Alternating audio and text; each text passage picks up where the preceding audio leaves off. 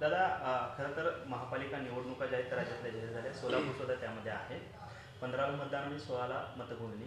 कशा पद्धतीची तयारी भारतीय जनता पार्टीकडून झालेली आहे? काय एकंदरीत चित्र या आगामी निवडणुकीमध्ये असेल?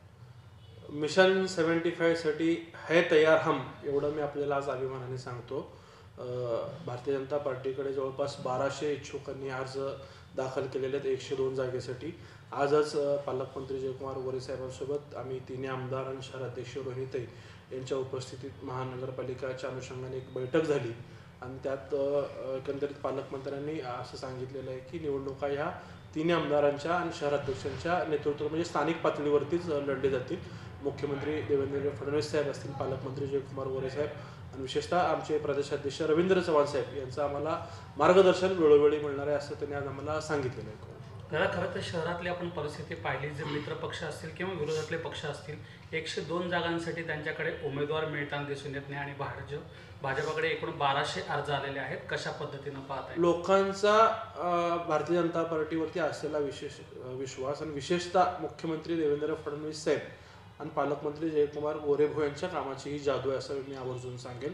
कारण का अनेक वर्षाचे विमानसेवेचा आपलं प्रश्न होतं किंवा पाणी पुरवठा रोज शहराला व्हावा म्हणून 892 कोटी रुपयाचा निधी मंजूर होऊन मिळणं, IT पार्क जे 10 लाख सोलापूरकरांचं तर स्वप्न होतं, परंतु 3 लाख युवक जे सोलापूर शहराच्या बाहेर कामासाठी IT इंडस्ट्रीमध्ये राहतात त्यांच्या मनातल्या ज्या वेदना होत्या की आम्हाला सोलापुरात कंपनी येत नाही तर आमच्या आईवडिलांपासून आम्हाला दूर जावं लागतं आणि त्या भावना लक्षात घेऊन जो मुख्यमंत्री साहेबांनी सोलापूरला IT पार्क देण्याची घोषणा करून त्याला मंजुरी दिली, ह्या सगळ्या कामाच्या जोरावरती आम्हाला निश्चित खात्री आहे की लोकांच्या मध्येच एक भावना तयार झाली की 100% भाजप म्हणून लोकांना निवडून द्यायची संधी. म्हणून आपण पाहतोय की फक्त भाजपच नाही तर भाजपच्या व्यतिरिक्त दुसऱ्या पक्षात असलेले पदाधिकारी सुद्धा तिकडनं राजीनामा देऊन भारतीय जनता पार्टीमध्ये अर्ज दाखल करतायत. तर हा कुठेतरी लोकभावनेचा मला वाटतं सुनामीच या सोलापूर महानगरपालिकेत आपल्याला पाहायला मिळणार आहे आणि भारतीय जनता पार्टीच्या कामावरती विश्वास, त्यामुळं ही प्रचंड गर्दी आहे. भारतीय जनता पार्टी ही लोकशाही मार्गाने काम करणारी पार्टी आहे. सामान्यातल्या सामान्य कार्यकर्त्याला वाटतं की पक्ष आपल्याला संधी देऊ शकतो, आपल्या नावाचा विचार करू शकतो, म्हणून ह्या सगळ्या लोकांनी उमेदवारी अर्ज दाखल केलेली आहे. परंतु पक्षाच्या अशा सूचना आहेत की सगळ्यांच्या मुलाखती घ्या आणि त्यातनं काय जो अहवाल असेल तो आपण प्रदेशाला पाठवा आणि प्रदेश त्याच्यावरती अंतिम निर्णय आम्हाला देईल आणि त्या अनुषंगाने पक्षाचा आदेश म्हणून आम्ही पुढे जाऊ. आपले मित्र पक्ष असणारे अजित पवार गट त्यांनी देखील आपकी बार 75 बारचा नारा दिलेला आहे. लोकशाहीत अशी या पद्धतीची भूमिका घेण्याची अधिकार प्रत्येक पक्षाला आहे.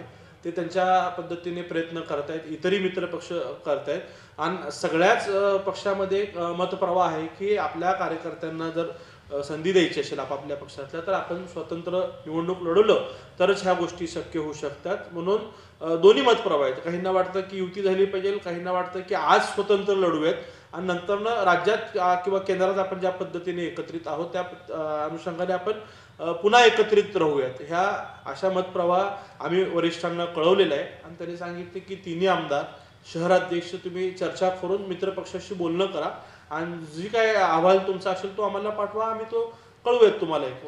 खरं तर 15ला मतदान आणि 16ला मतमोजणी, त्याच कालावधीमध्ये सिद्धरामेश्वरांची देखील यात्रा आहे. कशा पद्धतीनं या सगळ्यावरती तोडगा निघू शकतो आणि काय अडचणी येऊ शकतात? कदाचित कोर्टाच्याच 31 जानेवारीपर्यंतच्या ज्या गाईडलाईन होत्या की निवडणुका सगळ्याच संपवायच्या, आता नगरपालिका झालेत, महानगरपालिका जाहीर झालेत आणि पुढच्या 8-15 दिवसात कदाचित जिल्हा परिषदेच्या निवडणुकाही आयोगाला संपवायच्या असावे लागतात. निवडणूक आयोग हे स्वतंत्र आयाम असल्यामुळं त्यांनी आपलं मत विचारणं घेण्यासारखं अशी प्रक्रिया त्यात नसती आणि एकंदरीत 29 महानगरपालिकांचा कार्यक्रम जाहीर झालेला आहे. आता सोलापूर शहरात ग्रामदैवत सिद्धरामेश्वरांची यात्रा खूप मोठ्या प्रमाणात असती. फक्त एक हिंदू धर्मच नाही तर सर्वच धर्मीय लोक या यात्रेमध्ये सहभागी होत असतात. तर आपण धर्मकर्तव्य राष्ट्रकर्तव्य ह्या दोन्हीचं सांगड घालून ह्या गोष्टीला सामोरं जाऊ. निश्चित प्रशासनाची तर यात कसरत आहेच, फक्त भाजपच नाही तर सर्वपक्षीय पक्षांना किंवा कार्यकर्त्यांना ह्या गोष्टीचा त्रासाला अडचणीला सामोरं जावं आपल्याला लागणार आहे. परंतु मला सोलापूरकरांकडनं अपेक्षा आणि खात्री आहेत की ते निश्चित एक चांगला समन्वय आपल्या यात्रेत आणि निवडणुकीच्या कार्यक्रमात साधून दोन्ही गोष्टी कर्तव्य आपले पूर्ण करतील.